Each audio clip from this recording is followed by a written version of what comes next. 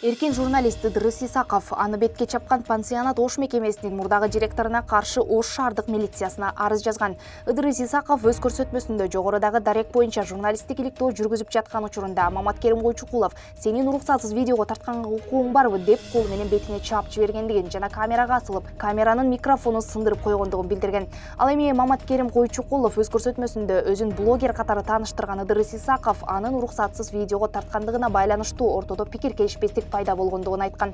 Азыркы учурда Ыдырыс Исаковдун денесинен алган жаратын аныктоо максатында соттук медициналык экспертиза даярдалды. Ошондой эле окуяга күбө болгондорду суракка камсыз кылуу максатында тергөө тапшырмасы берилип, тергөөгө чейинки текшерүү иштери жүргүзүлүүдө. Када, апке.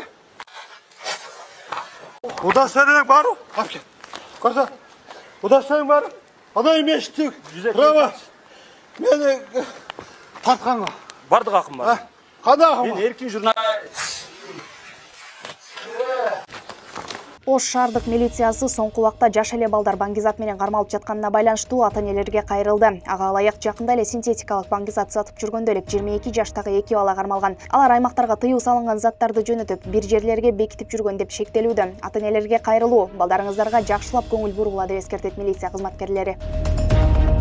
Казакстандын экология жана жаратылыш ресурстары министри Зульфия Сулейманова Абай областынын Токой чарба кызматкерлеринин рациясында акыркы сөздөр кандай болгонун айтып берди. Бул тууралуу казак басылмалары жазышты. Министр каза болгондордун жакындарына көңүл айтып, өрткө биринчилерден болуп Токой чарбасынын өкүлдөрү барганын белгиледи. Алар 8-июнга караган түнү байланышка чыкпай калышкан. Кече 14 кишинин сөөгү табылды. 8-июнь күнү саат 22:00 жакын алар менен байланыш үзүлүп калды. Акыркы жолу рациядан алар шамалдын багыты өзгөрүп, аларды түтүн каптап жатканын айтышкан. Катуу түтүндөн аларды табуу мүмкүн болгон эмес. Кечээ алардын жансыз денеси табылды. Учурдан пайдаланып, каза болгондордун үй бүлөлөрүнө жана жакындарына терең кайгыруу менен көңүл айтам деген ал.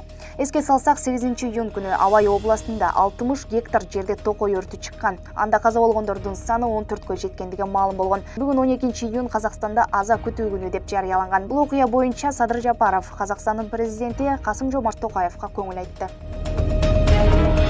Манас аэропортунда бара жаткан жолдо Honda CR-V унаасынын айдоочусу 11 жаштагы баланы сүзүп, ал каза болду. Бул тууралуу Чүй областык жол кыймылынын коопсуздугун камсыздоо башкармалыгынан билдиришти. Маалыматка ылайык, кырсык кечээ 11-июнь күнү саат 18:30 чамасында болгон.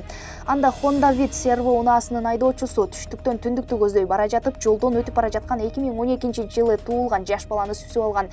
Натыйжада бала алган жаракатынан улам кырсык болгон жерден каза болгон. Унаанын айдоочусу тергөө кызматына өткөрүлүп, унаасы айып коргоо жайына токтотулду.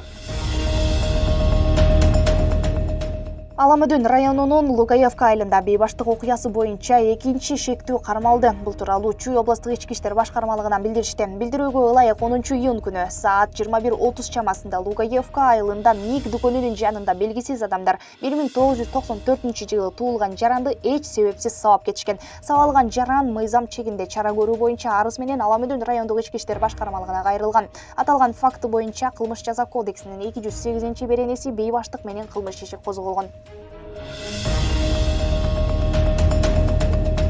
Бүгүн 12-июнь Кыргыз Республикасынын эмгек сиңирген артисти Азиз Мурадилаевдин туулган күнү. Актердун көзү тирүү болгондо 45 жашка чыкмак. Азиз Мурадилаевдин жубайы Элвира Жумалиева күйөөсүн эскерип, аны гитара менен ырдаган видеосун киргизди. Азизим менен, бүгүн тирүү болгонуңда 45 жашка чыкмак экенсиң. Аттиңай айла жок. Кудайымдын маңдайга жазганын көрөт экенбиз. Курандан башка айла жок экен. Жаткан жериң жайлуу болсун. Курандан башка айла жок. Азиз, сен ар дайым менин жүрөгүмдөсүң деп жазды жубайы. Эске салсак, Азиз Мурадилаев 2022-жылы 17 декабрда боор циррозунан каза тапкан. Анын артында 2 уулу калды. Бродяжей души так вперед за цыганской звездой кочевой на закат, где дрожат паруса, где тихо и мило розовеет волна, багровеющие небеса.